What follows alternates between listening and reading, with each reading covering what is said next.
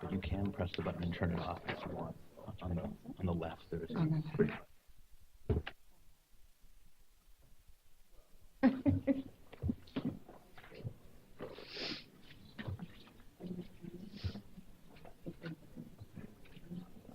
Oh, it's that? Yeah, so I turned it off for you. Thank you all again for your time and attention. At this point, we'll be turning to a holistic look at national security. So without further ado, I give you Professor Avi Cover of CASE, and I'll let him take over. Good morning. We'll be spilling into the afternoon today. I am thrilled, again, my name is Avi Cover. I'm a professor here at Case Western, but I am thrilled to be moderating, which really means, as much as possible, I will merge into the shrubbery here and allow our panelists to run the conversation.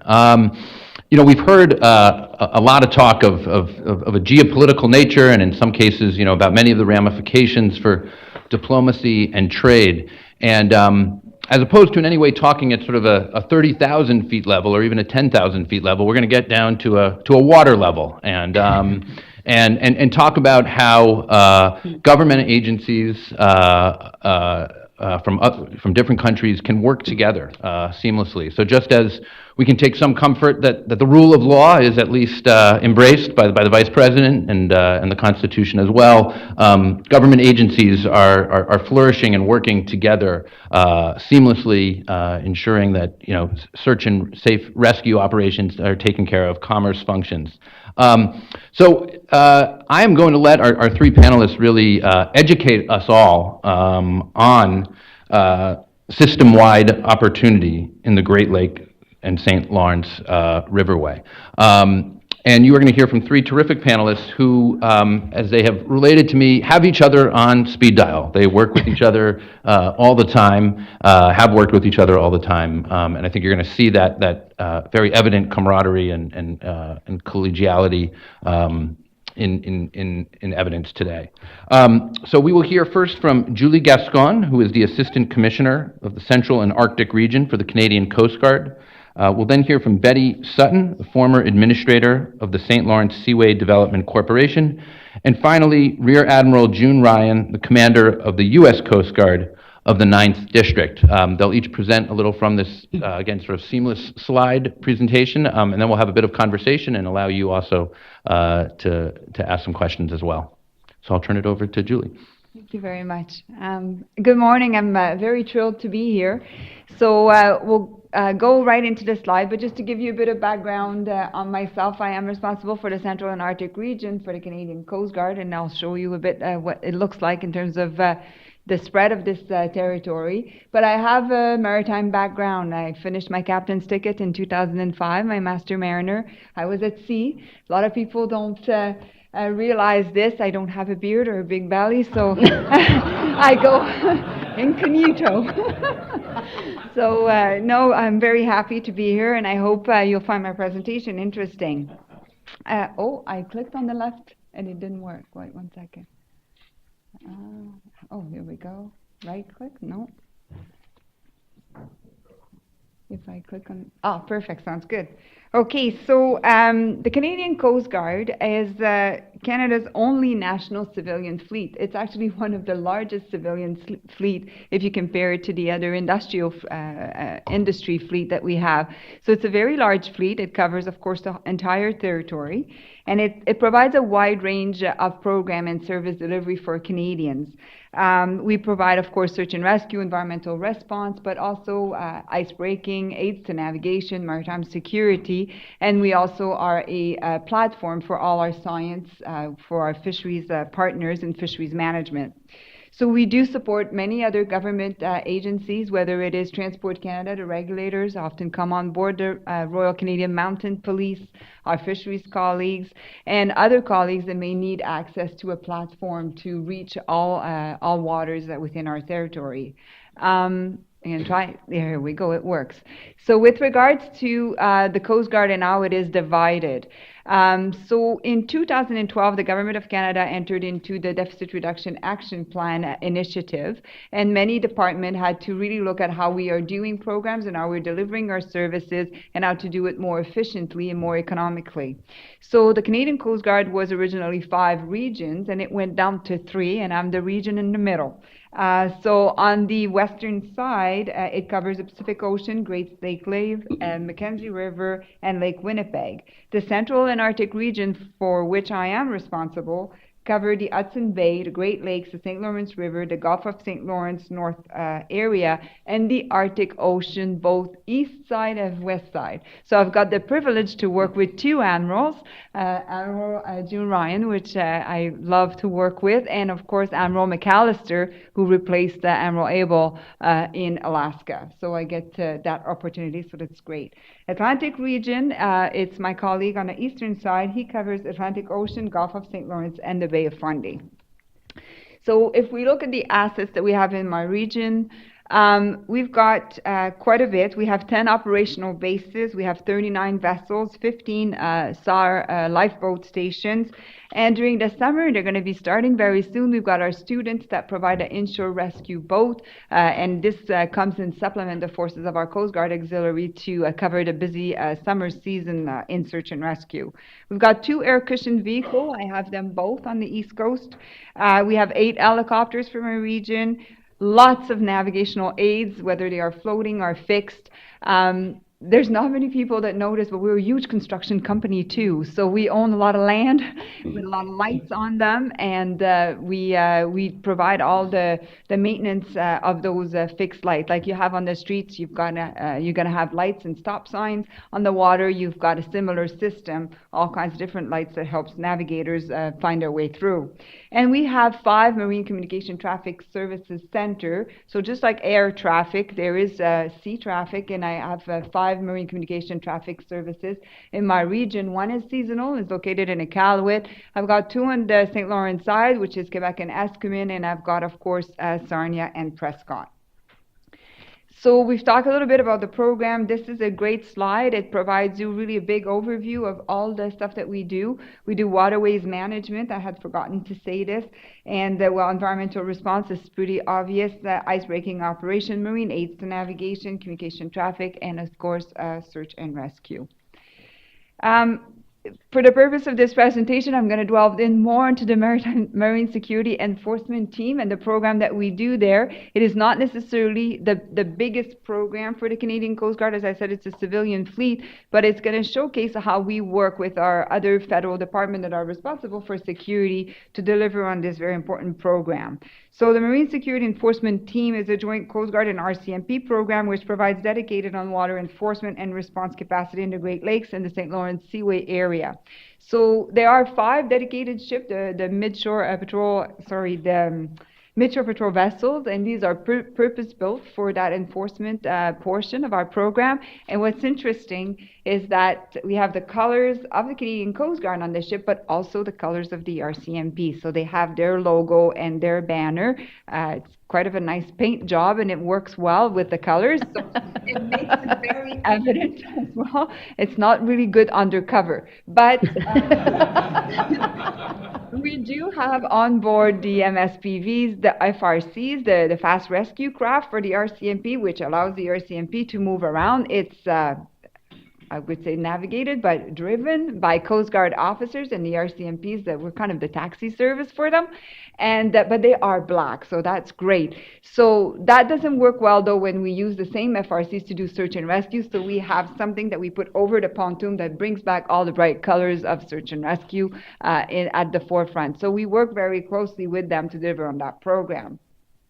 So as I said, the maritime security in Canada, it's really a collaboration deal. So we're bordered by 3 oceans, and we have the world's largest coastline, which measures 243,000 kilometers.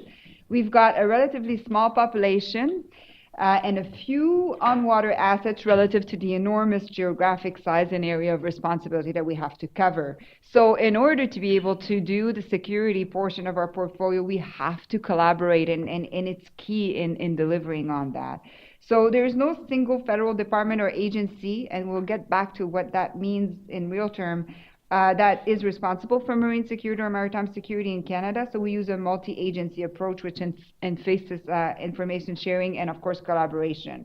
So you'll see there's a Department of National Defence, there's the Canadian Coast Guard, there's the Canada Border Service Agency, the Royal Canadian Mounted Police, as well as Transport Canada. So the Canadian Coast Guard and the Canadian Force are the primary generator of maritime domain awareness, because together we have 95% of the maritime sensor and system information to provide to our other colleagues, which form parts of this multi-agency's domain awareness system. Our security and enforcement partners, like the Royal Canadian Mounted Police and the Canada Border Service in Jersey, rely on Coast Guard and Canadian Force for maritime domain awareness and information to help fulfill their mandates. So we in turn rely on them, so the Canada Border Service Agency would have a lot of information on cargo and ships that are coming into our waters, so they would provide that information for Coast Guard. It's really important to know when there's dangerous cargo circulating and potential threats to the environment that this could pose. So this information sharing provides us the ability to be more efficient in our response capacity. So a key takeaway for us in Canada is that in the Canadian experience, the MDA is not achieved through one organization's data and information alone. It's really very much a collaborative effort. So how do we pull it together? So for us, data is collected, fused, and analyzed through a combination of computer integration, of course, and human expertise. In Canada, most of this fusion, especially as it pertains to security, takes place within Canada's 3 interagency marine security operations centers, and we've called them the MSOCs, which are located on the Atlantic Pacific coast and Great Lakes. These centers see the co-location of those 5 department agencies that I've showed you, and the Canadian Coast Guard and Canadian Force provides the 24/7, 365 days a year capacity. So no single department or agency owns or directs MSOC activities. Rather, each department operates according to its own mandate and legislation, and that looks very beautiful in terms of language. But in terms of policy and governance, sometimes, tire hits the road and the rubber is burning a little bit. That's the information sharing according to mandate. Yeah, in theory, works well, but you have to want to play ball with each other in order for it to work. And when you don't have a leader in an MSOC, it's dependent on the people that are there, whether the information gets out or not out. So there is still, in my views, and I hope I'm not going to burn any bridges with my partners in other agencies, but in my view, we need to figure out maybe a better approach to the leadership situation in the MSOC. We achieved it through the JRCC because it's managed and owned by DND, by our Department of National Defense, and we have the maritime safety portion, but we do report through that group, through the military, and it provides a clear structure in terms of governance. The MSOC are new, it's well-intentioned, it works well, but it's long in coming, and governance is something that I think will need to work on for it to be more efficient. So each partner brings its information and expertise to the table to help identify and assess threats, and sharing is key, but at times can be difficult. So the responsibility to act and respond to an identified threat rests with the department or agency with the appropriate mandate. So right off the bat, you can see where this could pose an issue. Let's say, for example, you've got a boat that is filled with illegal immigrant that arrives on our coast. It is a search and rescue, potentially an environmental response, but it could be also security. So there's so many different agencies that need to work together and share that information. It could be also health. We had boats that came in on the West Coast where TB was present. So it is so multifaceted. And in terms of the security, old security agencies, like the one that have done that for a living for years and years, because we're pretty much a new kid on the block in the security family, they tend to really keep that information is normally at secret level, top secret level, and critical information that are necessary for search and rescue or an environmental response may at times not be shared and could put our own Coast Guard members at risk when we do that work. So again, the policy and governance will need to improve in the years to come. So the MSOC leverage the resources and expertise of partners to generate, analyze, and share an accurate and timely picture of what is happening in Canadian waters, and that's done 24/7. So something that I'm much more familiar with, search and rescue. Collaboration is not only limited to maritime security, of course, it's also at the heart of many of our programs, including search and rescue, ice breaking, and aids to navigation. So the Coast Guard is the lead agency for maritime search and rescue within Canada. And we have, of course, 15-star station and the inshore rescue station with our student. And we collaborate with the Royal Canadian Navy, this is on our military side, to provide some crew members to our inshore rescue boat teams. There is seamless coordination between GRCC Trenton and the relevant, so that's the Joint Rescue Command Centers. And we have 3 in Canada, 1 in Victoria, 1 in Trenton, and 1 in Halifax. I'm responsible for the 1 in Trenton, of course, under our military governance. And RCC Cleveland for SAR cases in such areas as Detroit River, St. Clair River, Niagara River, St. Mary's River, where responders can originate from either country. And as there's not many slides left, but as we go through the slides, I'll show how much the collaboration between Canada and the United States is essential in areas where we have shared borders and in areas like the Great Lakes. So there's some interesting stats that I want to show, that I want to showcase to you, that really highlights the collaboration between our two countries in, for example, search and rescue case. So I'm going to give you just an outline. So the number of search and rescue case that JRCC Trenton, those are the Canadian Joint Rescue Coordination Center, assisted on the U.S. Coast Guard side. So in 2015, that was 213. In 2016, it was 2016, it was 223. So that's where a case may be occurring, initiated or occurring in U.S. waters, but where it's coordinated in terms of tasking, whether Canadian assets or a U.S. asset, by a Canadian center. And then number of search and rescue cases where the U.S. Coast Guard, and I don't have the reverse, I'm sorry about that, but where the U.S. Coast Guard assisted JRCC Trenton by sending us some assets to help us out. So in 2015, there was 20 times that the U.S. sent us an air asset and 30 times where they sent us a vessel. And in 2016, 35 times where they sent us an air asset and 42 times where they sent them a vessel. So you can see that it doesn't matter where happened on the Great Lakes. If we need to assist, we assist, or if the U.S. needs to assist, they assist. And it's truly a collaborative effort for all search and rescue. Icebreaking is another big one where we collaborate extensively. So the Canadian Coast Guard is responsible for providing icebreaking services throughout the Great Lakes. So we have 2 vessels, the Griffin, the Samuel Risley, that's above the locks. The Martha Black, the Pierre Radisson, and the De Grosy and the Edmondson are below the lock, but at times, and we saw that in 2015? 14 or 15, we came in Whitefish Bay, there was a huge plug.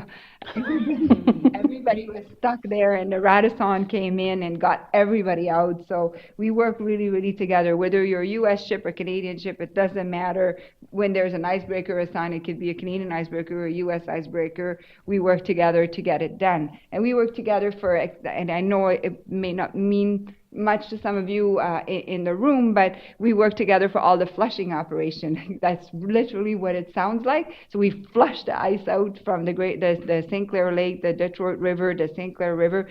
So we will position our asset to break ice. There's other assets, U.S. or Canadian, that are at the bottom or at the top, and then we really literally flush the ice out of the system so that vessels can transit more easily. And to do this as well, we have what we call coordination calls. So there's a call that's hosted by the U.S. Coast Guard, and we do it jointly with Canadian Coast Guard, and all the industry come in every morning during ice season in the Great Lakes, and then we provide where are the assets, where is it planned for today, and where we intend to be tomorrow. And then the industry can then chime in and then say, for example, well, I'm going to be longer, maybe you will need an icebreaker faster, so people can actually collaborate and work more effectively to dispatch the resource where they're needed. We do the same thing below the locks, so we have an ice call with my colleague on the East Coast, and soon in June I'm going to be starting the ice call for the Arctic season, because I cover 2 ice seasons, one in the Arctic and one south. I always have ice. It is warming up a little bit, so I'm getting less and less. So it's really a zonal approach to service provision. So we are dispatching the best asset to do the job at the best time, and that could be on the Great Lakes, a U.S. or a Canadian asset. We work together on that. So just two more slides. Aids to navigation. So we're responsible for providing and maintaining aids to navigation services throughout the Great Lakes. Generally speaking, you'll find again same vessels that I talked about, and it's really a collaborative approach to service provision. It's coordinated as well, again, between the U.S. and Canada, because some buoys may be placed on U.S. water or Canadian water. Ships normally from each of our countries place their own buoys, but for example, I had a lot of breakdowns this year. I call my favorite admiral, and I just said, could I please have some help to place some of our buoys? And the U.S. Coast Guard came to the rescue and is helping us out placing our ODAS buoys in the water. So it's really a collaborative effort. When one or the other is running into issue, we call each other and we work together very, very closely on pretty much everything we do in the Great Lakes. So last slide I want to talk to you about is safety and security through collaboration in waterways management. So the Great Lakes can really only occur through the St. Lawrence Seaway. A lot of the trade go through the Seaway and into the Great Lakes. And because I cover the St. Lawrence River as well, is that I look at it as a complete continuum. So it needs to all work together. A lot of salties, those are the vessels that are normally trading in the oceans, come in the Great Lakes and go out, and they bring goods and have access to port more easily going through that system. So when you're looking at it, and I hope in the future we'll be able to really push on this, if you look at it as the Quebec province, Ontario, and all the Great Lakes, it makes a whole continuum of a corridor that can be used efficiently to move goods and cargo in and out of the States, but also of Canada when it comes to Quebec and Ontario. So dredging is key. In the St. Lawrence River, it's all about the water column. If you're missing water, you can't bring the cargo in. So dredging is extremely important. We have aging infrastructure that we need to refurbish, mainly weirs, for example, that keep water levels up. So waterways management is a big component of our program, but it's not well necessarily understood even in my own house. So I will be presenting at the senior level of the Canadian Coast Guard, because what we do on the St. Lawrence River has impact, huge impact on the Great Lakes and on the economies of the Great Lakes. So dredging is done to ensure that any shoals and obstructions are removed and the channel remains wide enough to accommodate vessels passing and one another. And there's bigger vessel coming in now with the post-Panamax, so we need to make sure that dredging is done, and it's done as well, of course, in the Seaway and in the Great Lake. Last year we dredged 3,179,132 cubic feet. Looks big on the paper, nothing compared to the amount of dredging on the U.S. side, which is in the billions of tons, but we do try to do our best on our side as well. The budget is significant on the U.S. side. On the Canadian side, probably not, has nowhere near as much. So there was a picture, I think. Oh, there it is. So this is how dredging looks like. So it's basically a backhoe, is that what it is? It takes dirt out from the bottom. So that works well when you have a soft bottom, of course, though, but a lot of push right now on our organization to do specific dredging and to really blast rocky shoals so that we can have a better even bottom so that the vessels can transit. So that pretty much covers it.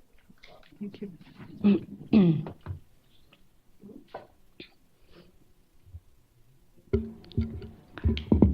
Thank you very much, Ms. Gascon.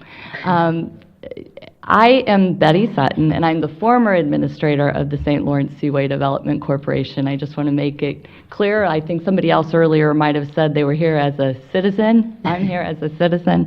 But I held this job until January 20th, and I'm delighted to be able to be here with my two former partners to share with you the way that we collaborate and make things work on the St. Lawrence Seaway and in the Great Lakes for the entire region and both of our nations.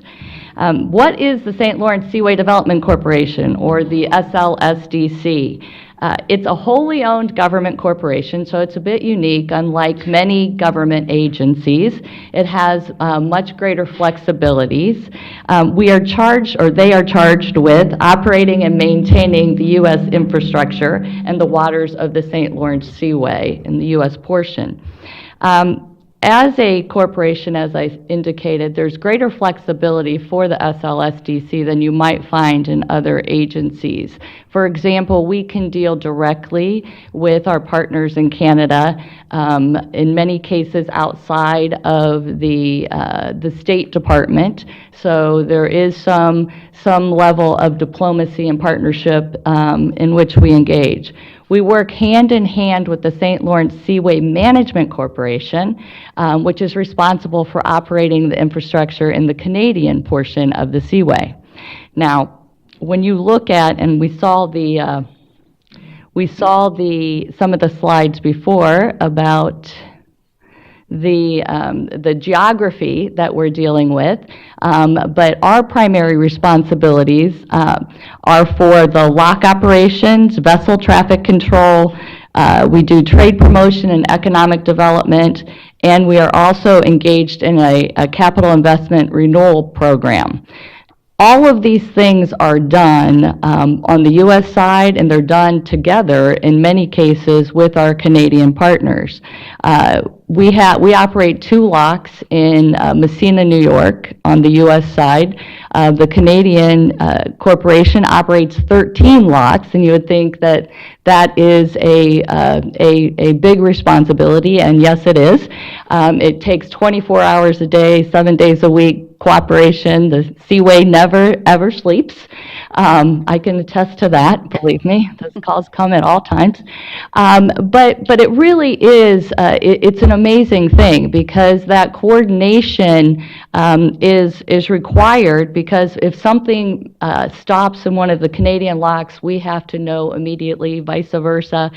We work very closely with our partners in both Coast Guards on both sides of the border, as well as other federal agencies, both on the U.S. side and the Canadian side of the border. The St. Lawrence Seaway Development Corporation is not a mirror image of the St. Lawrence Seaway Management Corporation, which exists on the Canadian side of the border. So they actually manage the locks and the operations on the Canadian side under a contract with Transport Canada. So that makes it another partner is Transport Canada, who we sometimes will deal with as well. Not only do we operate operationally with the Canadian Seaway, we are a model of international partnership in many dimensions. The Seaway was created by an exchange of diplomatic notes that had the effect of a treaty way back in the 1950s. And frankly, it has continued to operate in many ways on that same basis, with exchanges of notes and constant cooperation. It's certainly a testament to the shared values of our countries. It's a testament to the shared vision for economic opportunities into the heartland of North America. And as you see displayed here on this panel today, our shared concern for security for both of our nations. So when you take a look at the geography, you can see that the importance of that binational cooperation is essential, just due to the geographic and physical characteristics. Here we have 2 nations, 8 states, 2 Canadian provinces, tribal lands, and local governments, and that makes for an interesting mix of making things work. But yet we do. You probably don't hear a lot about the St. Lawrence Seaway Development Corporation, do you? Yeah. That's a good thing. That's a good thing. That's because it's operating so well. You cross the border 27 times when you come through this system, and our goal is that you will not feel like you're crossing the border 27 times or even once, quite frankly. We like to work in sync that well, and frankly, that is, it's imperative. These characteristics of geography make it binational cooperation not just desirable but required. The ease of maritime commerce from Europe and other destinations to capable Great Lakes ports provides us with a real opportunity right here in North America.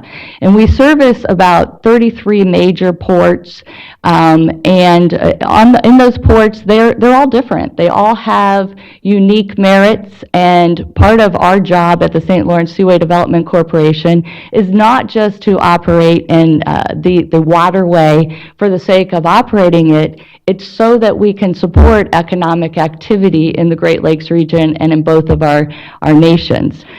So we have, in fact, established at the St. Lawrence Seaway Development Corporation an outreach initiative with an office right here in Cleveland. That's something that I am proud of as the former administrator, because when I entered the position, we had operations, the locks that I mentioned, that we were operating in Messina, New York. We were headquartered in Washington, D.C., but I said, who do we have in the lakes? We didn't have anyone in the lakes. So now we have an office right here in Cleveland where our representative goes out and works with the ports to try and help them achieve their vision for their communities. When you look at our Seaway locks, as I mentioned, there are 15 in total. This is a deep draft waterway, certainly a vital economic waterway. There are restrictions on the size of the vessels that can come into the Seaway. The dimensions are 740 feet long and 78 feet wide, so you're not going to see those great big ships coming into the waterway. Each lock empties and fills 22 million gallons of water and takes a vessel about 10 minutes to raise and lower a vessel. We're open. Last year was tied the longest season on record. We're open almost 10 months a year, and we do have to be very concerned with making sure that we're looking at what weather we can see coming, as well as the environmental implications that might arise either at the beginning or the end of a season. In addition to the locks, the St. Lawrence Seaway Development Corporation also owns other property and has other responsibilities. We care for a tunnel as well as have an interest in the Seaway International Bridge. So that makes, again, us a little bit different. So why is it important? And I think Ms. Gasgon put it very well when she was talking about the need to look at the Great Lakes region as a region and as a regional power. When you look at the fact that if the Great Lakes states, the 8 Great Lakes states, 2 Canadian provinces, were a country, we would be the 3rd largest economy in the world, behind only the U.S. and China. That's significant, and I don't think that we always look at ourselves that way. One of the things that has always bothered me is that we refer to this magnificent part of the country as the Rust Belt. That just doesn't do justice for our communities. It doesn't do justice for the size of this economy or the potential that we have to offer. So that's one of the things that I certainly want to change, both as the former administrator and in every dimension, because we have a tremendous amount of opportunity and a unique endowment in the Great Lakes and the St. Lawrence Seaway, not only as a waterway for commerce, but sitting on the shores of 1/5 of the world's freshwater. So opportunity belt is what I think we should call this part of the country. We are home to more than 100 million people, nearly 25% of North America's population. The Seaway supports the manufacturing and the agricultural hub of North America. We produce 2/3 of Canada's industrial output in this region. We grow almost half the soybean and corn in the U.S. in this region. we account for some 40% of U.S. manufacturing in this region. So half of the Fortune 500 industrial companies are headquartered here. So again, I think time to retire the Rust Belt. I say we don't call the South the Sunstroke Belt, you know, and I don't think we should, because I don't think it would do them justice any more than the term Rust Belt does our communities or our state or our people justice. When you look at the benefits of Great Lakes Seaway commercial shipping, I think it's really important to realize that we are also the environmental gatekeepers to the Great Lakes from the Atlantic side. And so we take that very seriously, and I know that Admiral Ryan is going to talk about one of the programs that we do in conjunction with both of the Coast Guards related to invasive species and ballast water. But just looking at, we are called to provide a safe, efficient, reliable waterway in our mission at the SLSDC. And certainly that is accomplished. The safety record on ships is extraordinary. It by far outpaces other modes of transport. But when you look even further than that, commercial shipping in the Great Lakes Seaway system provides approximately $4 billion in annual transportation cost savings. And the Great Lakes Seaway fleet is nearly 7 times more fuel efficient than trucks, and 1.14 times more fuel efficient than rail. It would take 3 million rail cars or 7.1 million trucks to carry the total cargo transported by the Great Lakes Seaway fleet.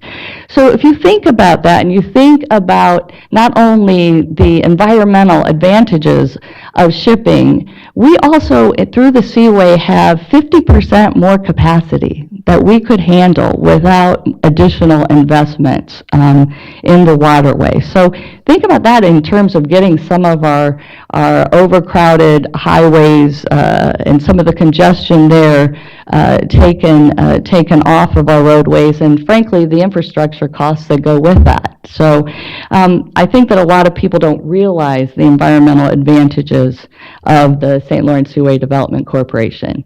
With that, that's just a little introduction to who we are and what we do, a model agency with big international responsibilities, and we're honored to be here and to partner with the Coast Guard once again.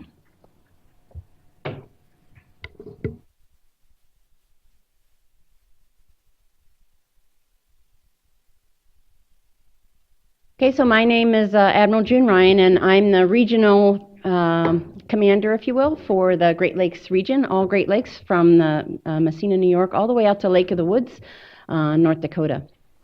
And I'm going to abbreviate mine because one good thing about being third is that much of our shared economy is also our shared data. So, so I will not repeat all of that. But first of all, I just want to say thank you so much for inviting the three of us to come in and brag a little bit about what we do every day and what I know our people do every day for both economies. So they've already talked about this. We call it shared, saltless, seasonal, and a system. And so what I like to also show is a lot of people don't realize how very large the Great Lakes is. So traveling from Duluth, Minnesota, over to the St. Mary's River, over to the Soo is like traveling from Miami to the middle of South Carolina. And you see Lake Michigan, how large Lake Michigan, and it takes all the way up to the eastern seaboard. And so a lot of times when you see it in the graphic up where it is, it doesn't look that large, but we're larger than the entire eastern seaboard.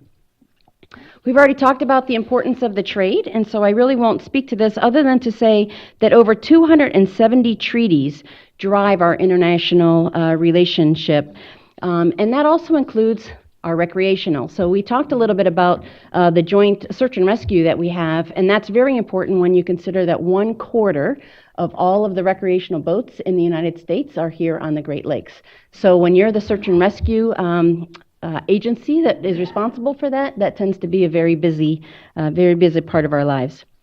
Last year, we saved about 600 people, assisted over 7,000, and $12 million worth of property.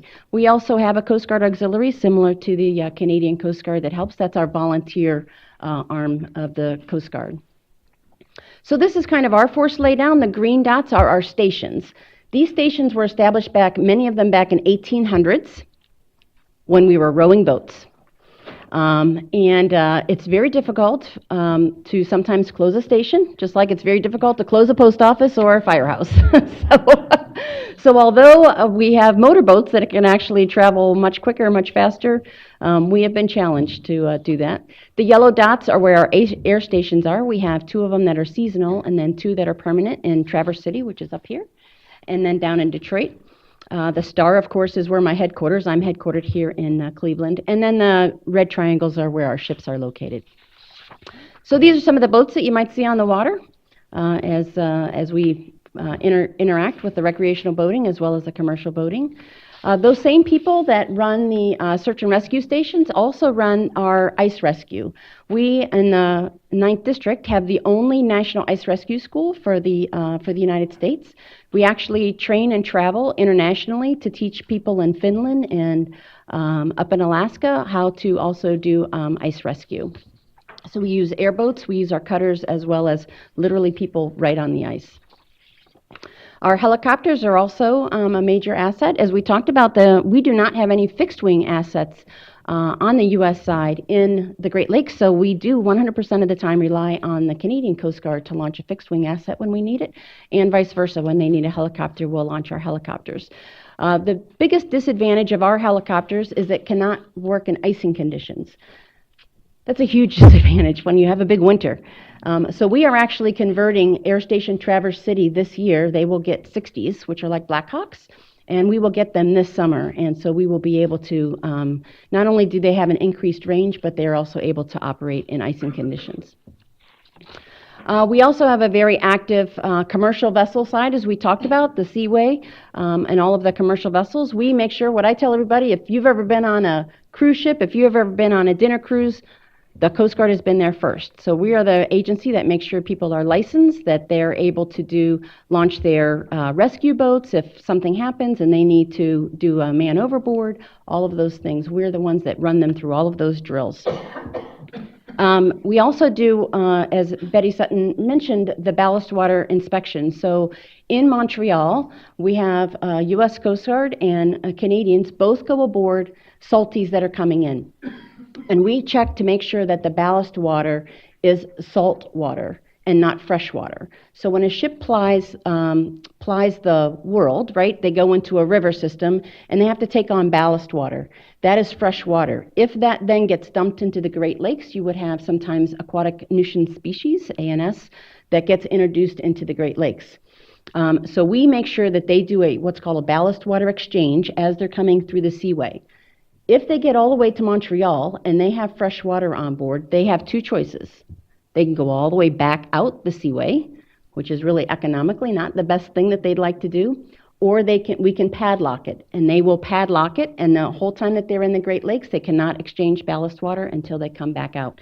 So last year, we inspected over 8,000 ballast tanks on 466 ships. We had a 99% compliance rate, and 100% of the ones that we padlocked came back out the Seaway and still had them padlocked. And we do check the salinity and everything and the chemical compounds to make sure that they didn't, unpadlock it and then dump it and then bring it back, So we have all the chemical means and fingerprinting to make sure that that doesn't happen. So it's a really successful program. We've been doing that for 11 years. I'm very proud to say in 11 years, not one new aquatic nuisance species has been introduced to the Great Lakes since we've been doing that joint venture between all 3 of our agencies. We've already mentioned the joint operations and ice breaking. $2 billion of economy does still move on the Great Lakes during ice breaking. We do that with our cutters. And of course, it's an important part of the economy, and it doesn't matter, as Ms. Gascon already described. We escort Canadian ships, we'll escort salties, we will escort U.S. ships, and vice versa. So we are flag blind. She already mentioned the aids to navigation. We also have many aids to navigation that we apply. And one thing I wanted to mention was something that's very unique. It's called a shipwriter program. On the law enforcement side, it's still an international border. You cannot cross an international border. Bad guys don't necessarily listen to rules, right? And so they can basically exploit the line. So if you're in a small boat and you're trying to smuggle or try to do something illegal, all you have to do is cross over the line, and I, as a law enforcement person carrying a weapon, have to stop at that imaginary line. That is until our countries signed a joint agreement, and we now have shipriders. So a Royal Canadian Mounted Police will ride a small Coast Guard cutter, and then if a small boat tries to cross the line, we can follow that over to the Canadian side, and the Royal Canadian Mounted Police will then execute all of the Canadian laws, and vice versa. We will send a Coast Guard person over to a Royal Canadian Mounted Police station. They will ride the Royal Canadian Mounted Police small boat. They will do a patrol, and if a small boat tries to exploit the line, they come over, and the U.S. Coast Guard then executes all of our law enforcement. And so I just wanted to set out and describe a little bit. We've already described so much of what we do together. We also do a lot of pollution responses together. When a ship goes aground and spills oil, it's not just a Canadian problem, and it's not just a U.S. problem if it's on the side, because obviously the oil is going to go everywhere. And so we do that: aids to navigation, ice breaking, law enforcement, border protection. We already talked about the ballast water and the aquatic nuisance species, and we're also working together as it relates to the Asian carp, which of course is not coming through ballast water. Ships are through the Seaway. Coming up through the river system. But it just gives you some idea of our operations as it relates to how we cooperate. Thank you. Well, terrific. Thank you all so much. I'm wondering if we might talk a little bit about, here we have this $35 billion revenue at stake in this coordinated economy. What you see as some of both the advantages of this region for commerce, but also some of the challenges. Want to take that, Betty? Sure.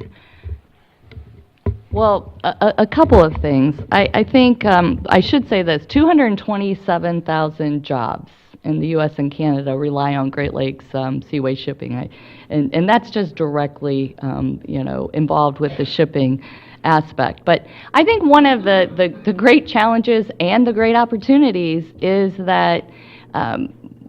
Is our vision, and whether or not we look at ourselves regionally as the agricultural hub, as the manufacturing hub of North America.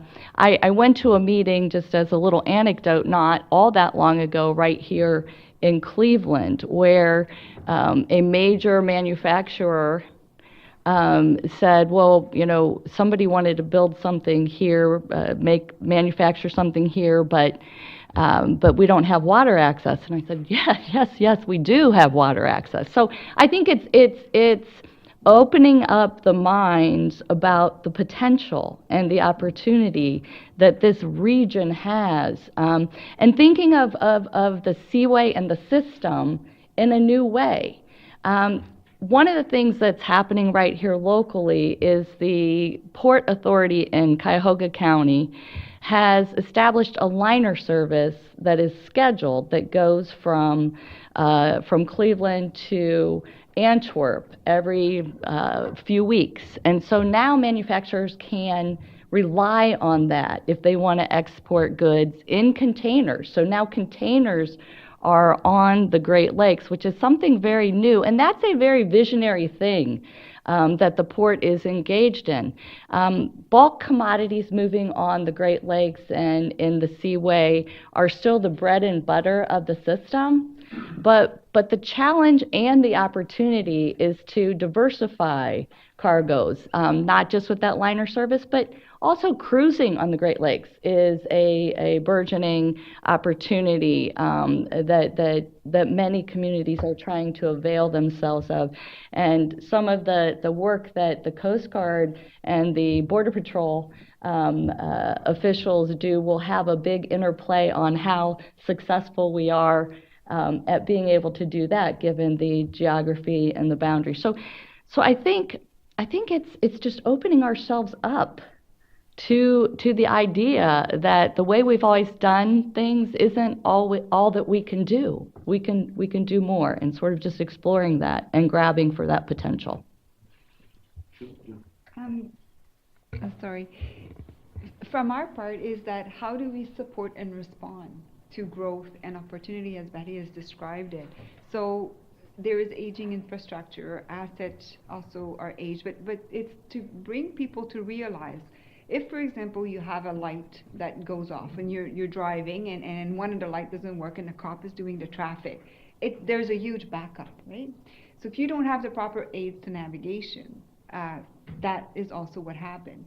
If you have on a highway like a sinkhole and it stops the highway to go through, well, if you have not dredged appropriately, you can't get the ships through. So all this works together. If you don't have a snowplow on a highway, the highway closes. If you don't have a icebreaker in the river or in the lakes, the trade stops, right? And everybody gets plugged out, the same way it is on the highway. And that dialogue or that understanding of the importance of the Coast Guard and Corps of Engineers and the U.S. Coast Guard, of course, in ensuring that we can respond to this opportunity and this growth that I think the Great Lakes will bring to reduce issues such as congestion. We as an agency have to be ready to respond to that, and it's going really, really fast. People are understanding more and more that opportunities, the corridors that can be created with the St. Lawrence River, the Seaway, and the Great Lakes, and then we need to position ourselves to be able to respond to the demand.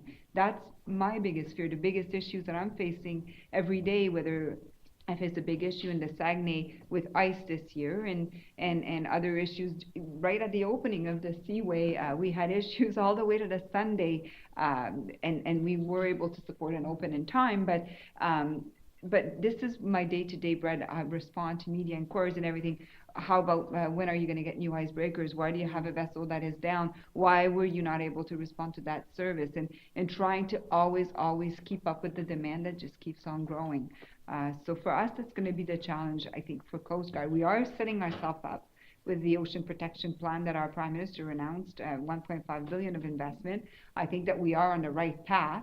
Hopefully it will be fast enough, but that dialogue, convincing people, making people understand that an icebreaker equals big snowplow. Not really in the dialogue of everybody, so. Admiral Ryan? I think the other thing, and I recently did a calculation, Ms. Sutton put up the diagram about one ship, equals so many rail cars equals so many trucks. If you think about it, one ship equals a 18-wheeler from here to Vermilion in a line with no space in between. And we have thousands and thousands of transits on the Great Lakes every day that keep all of those trucks off of the highway. So think about it. If something goes down and we can no longer move grain by ship, and now we have to move it by truck, it will equal from here to Vermilion a continuous line, right? A caravan of those. Think about it also in terms of pipeline.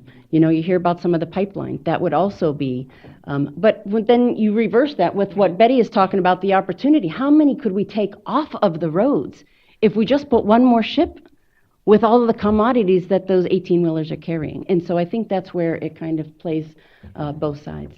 And it does take an investment. How do we overcome this?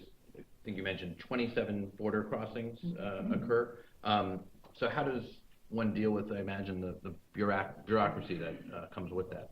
Well, I think a good way to look at that is in the cruising kind of a component. When we were actively trying to get folks to come into the Great Lakes to cruise, certainly when people are crossing the border 27 times, they're not going to want to be checked by Custom Border Patrol 27 times, or even a few times when they go into port, right? So we worked out a program that enable us, once they come into the system, to treat them a little bit differently. I won't get into too much specifics.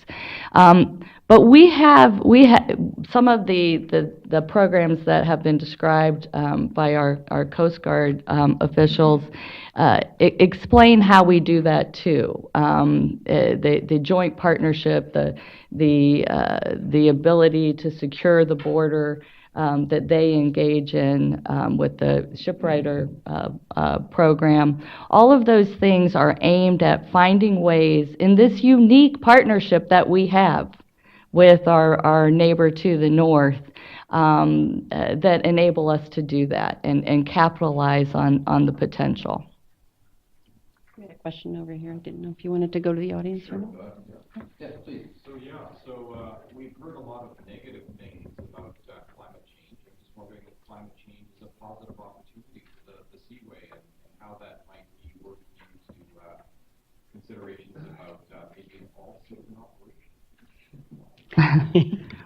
Well, I think those are two different questions, but but I think absolutely on the first part of your question, this is an environmentally sound mode of transportation that as we become more concerned with CO2 emissions, you have to look at water transport as an alternative. And so to the question too about looking at what are our opportunities and our challenges, raising just the profile and the benefits of maritime shipping is a challenge. It's kind of an old industry. It's kind of like to keep your head down when you're a maritime, don't want anyone to really notice you.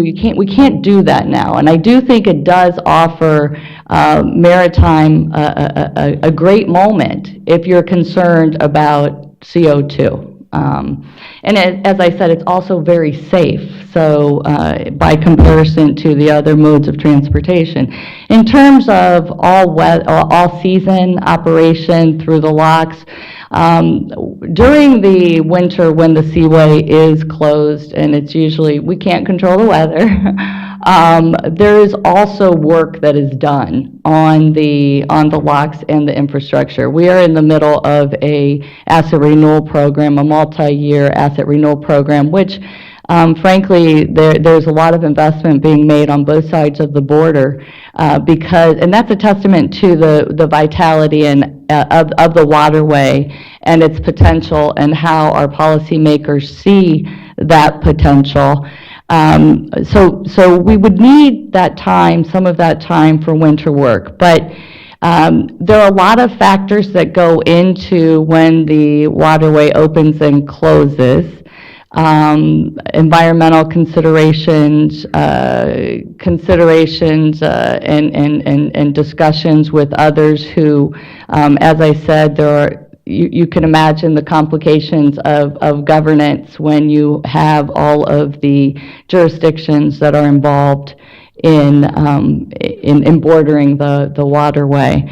But we have extended the length of the season, and I think that those discussions are always go on, and if it can be done environmentally sound and way, as well as allow for the infrastructure to be maintained as it should be, it's an open question for the future.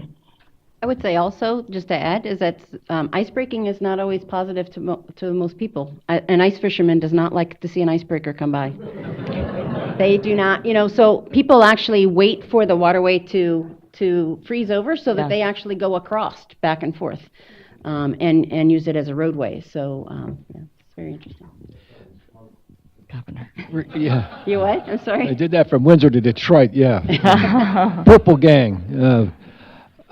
Regarding locks, the current governor of Michigan, Rick Snyder, and our two senators that you know, Senator Stabenow and Peters, are very worried about the need for an additional lock at the Soo Locks. The current POLOC, P-O-E, handles major ships, yes. Right. But if something happened to that, we would not be able to accommodate iron ore, and about 2/3 of the steel industry of the United States would shut down. They're very worried. What are the I mean, this is a long-term thing, and I know it involves a Corps of Engineers, but what are the prospects for getting this a new additional lock to avoid what could be a catastrophe? I probably am best to answer that. So I have, I wish my Army Corps of Engineer colleague was here. But I will say, as you know, one of the priorities for the new administration for President Trump has been increased infrastructure, and the Soo Lock is on that priority list. And so we finally have raised it. I know Betty, over multiple years, many of the admirals and And Canada have had this discussion for 10 or 20 years. The fact that it's on a presidential list and on a priority list, and is on the Army Corps of Engineers study to hopefully begin construction within 5 to 10 years, is a positive move forward. So I think that's... Is that list real, or is that a rumored list? I understand it to be real. I know it's real on the Army Corps side. It's very real on the Army Corps side. Yes. Mm-hmm. If I might just supplement that, in my job before I was the administrator, we as a member of Congress is very interested, obviously, in this. I knew this was going to come up.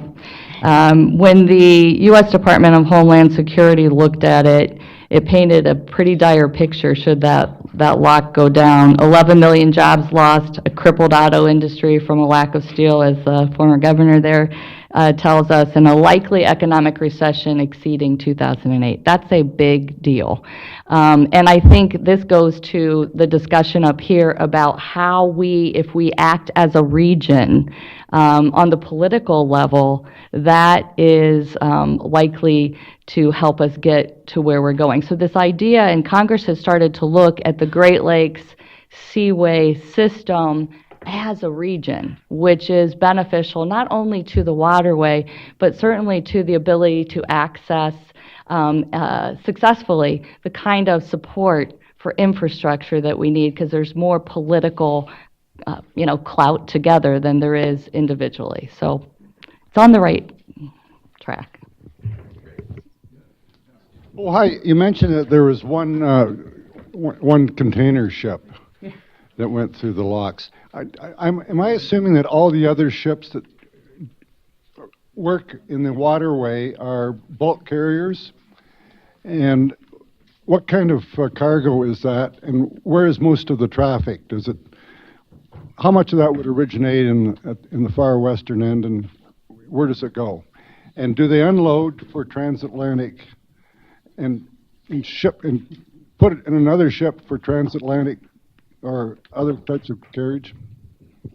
The container ships, I should say, there's more than one ship that's in the system with containers, but it's a scheduled liner service, so I don't know if they're operating, since I left, maybe, there are 3 that are operating sort of monthly, so in that, but that is a new and growing, hopefully, venture.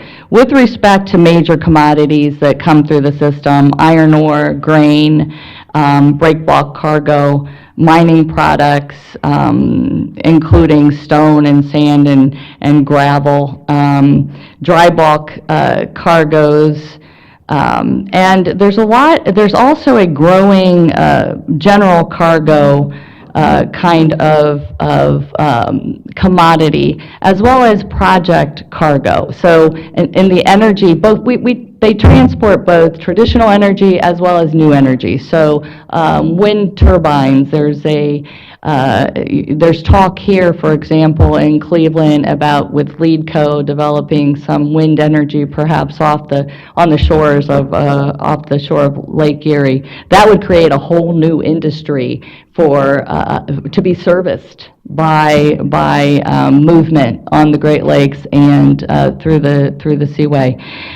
So it's a mix of things, but certainly bulk and break bulk cargo are the bread and butter of what Great Lakes shipping has been in the past.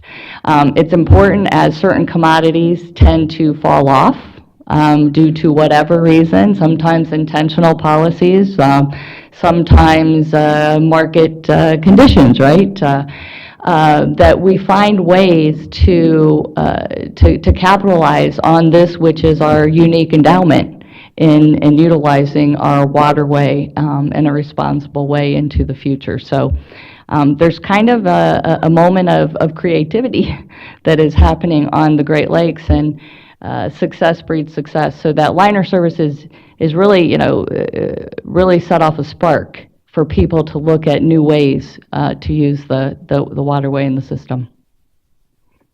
Another question?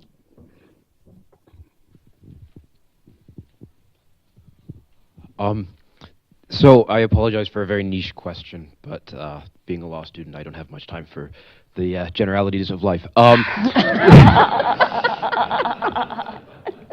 I know, so this is primarily from Ms. Gascon, though I'd appreciate Admiral Ryan's opinion as well.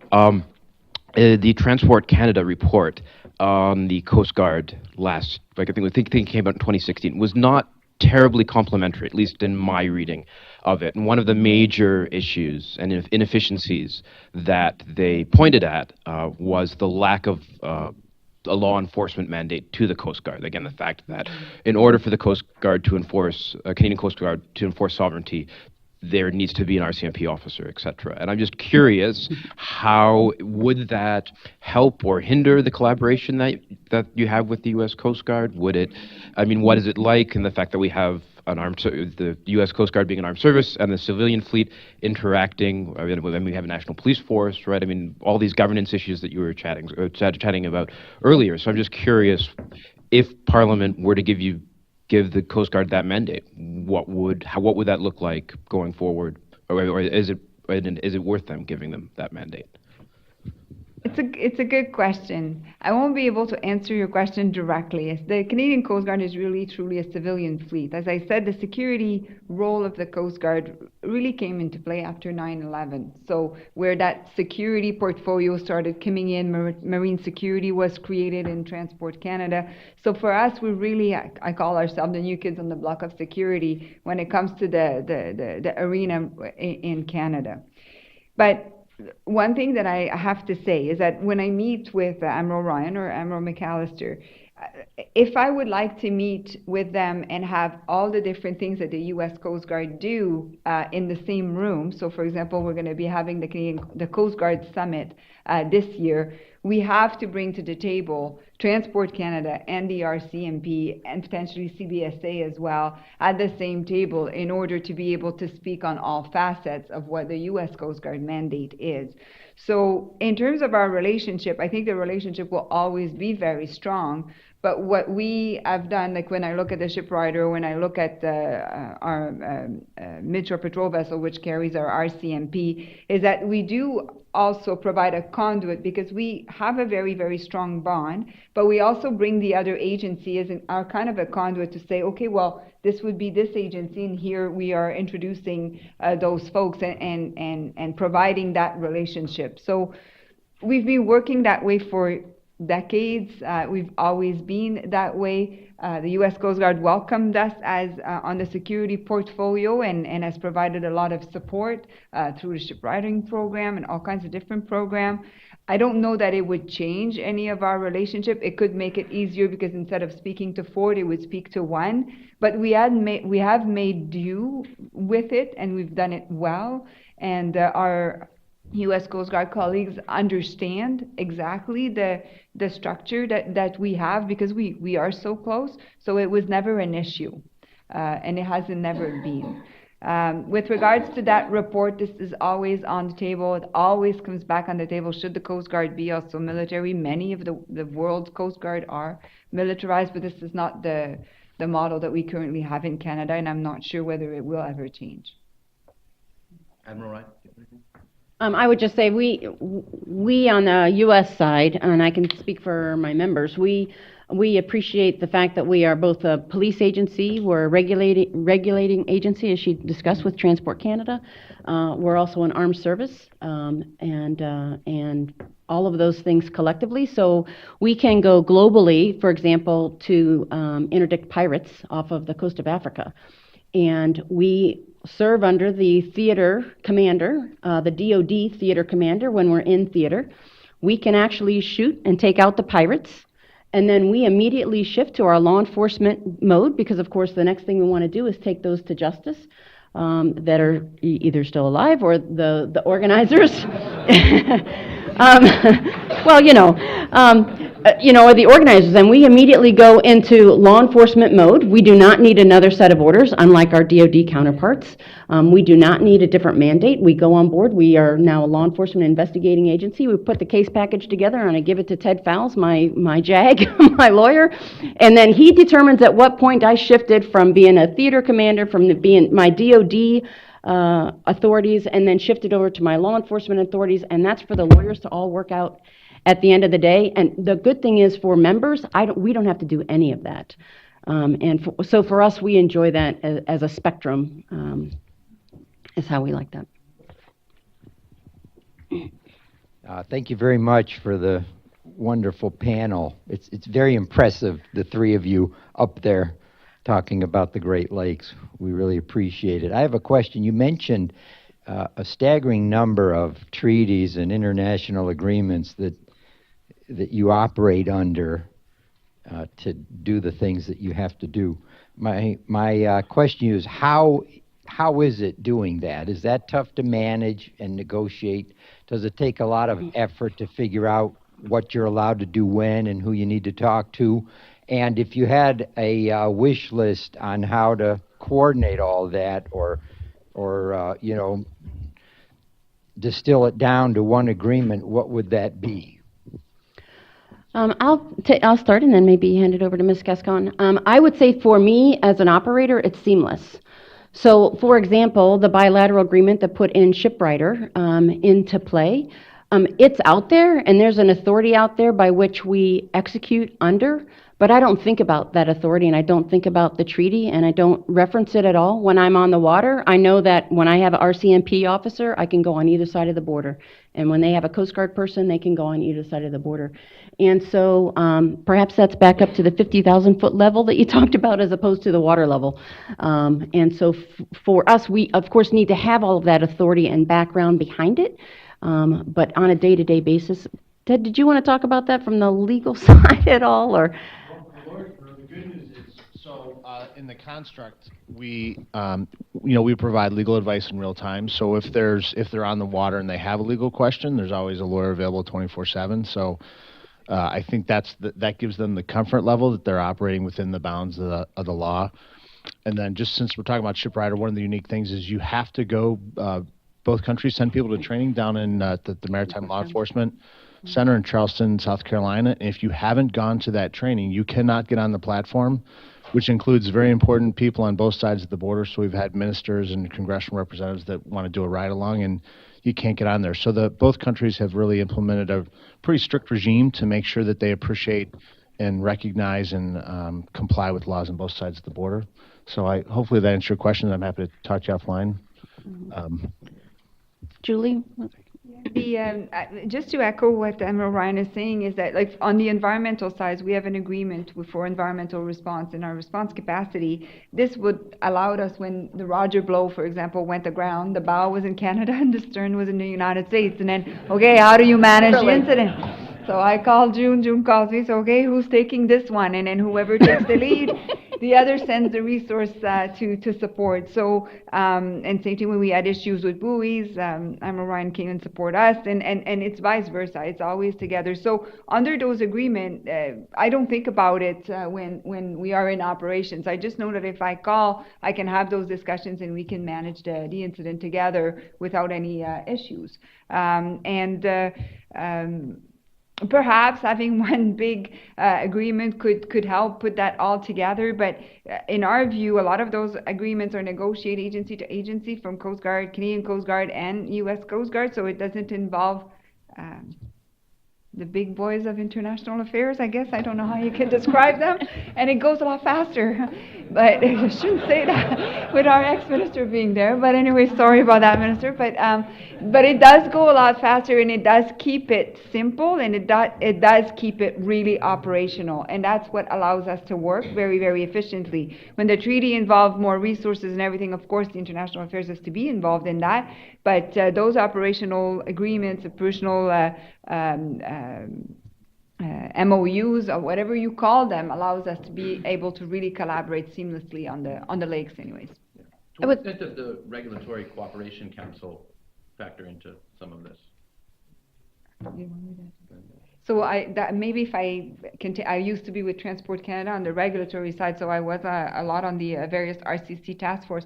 I found that the Regulatory Council, Corporation Council, what it brought to bear is that when both agencies doesn't have a regulation, the opportunity to have something that is similar to be drafted, or something that is seamless between the two nation, really it's a great approach. I was on various equipment, all kinds of different regulatory projects in my former job. The Regulatory Cooperation Council, though, it becomes a bit harder when each of us already have regulation in place that differ. So it allows us to see, okay, where are the gaps and where does it differ? And if we had to renew those regulations, where should we focus? But that is harder to do than if you have no regulations at all, and then you want to put something new in place, then that's a great opportunity to put something new that is more aligned. So I found that it worked great, but it worked better in an environment when there is a lack of regulation and we're building together, as opposed to trying to figure out a way to align something that already exists. And if I might just add on the issuance of regulations, at the Seaway, part of the flexibility that we have as a corporation is that we issue joint regulations with our Canadian counterparts. So, and it's sort of a model that can be looked at. I think extremely efficient and been highly effective. But it works in many ways like what we hear described here with the Coast Guards, because we are in constant interaction with our partners on the other side of the border. We have joint strategic meetings. We have a lot of cooperation along. To the question of treaties, though, per se, the Boundary Waters Treaty, when that is sort of implicated in some kind of proposed changing action, it can be complicated. We just experienced a situation where the International Joint Commission, which has members from both sides, of course, of the border, who look at issues that impact the countries and the waters, and there's been a study and attempts to change certain things for, I think, all of 15 years related to water levels, for example. And so it can be complicated, because you not only have the two nations, but you have multiple agencies within each nation trying to work out how it impacts their mission as an agency. I used to joke with the deputy at the St. Lawrence Seaway Development Corporation, whose son was, I believe, in kindergarten when it first started, and he's now a junior in high school, but it's done. So, so sometimes it takes a while to work out, but always in a cooperative fashion. I mean, it's not insignificant where 20% of the planet's fresh water is on the Great Lakes. And so we're also very attractive for things like the West Coast, who would really like to do nothing but have one big long straw right into Lake Superior and pull all the water out. And then you'd start talking about lake levels. And then, to Ms. Gascon's point, obviously the lower the water, the less commodities you can move. And it makes safety and shipping, and there's all kinds of implications of that. So. Well, I know that we could talk much longer, but I'm also mindful that we are pushing up against the lunch hour. So please join me in thanking, and then we're going to hear where we're eating.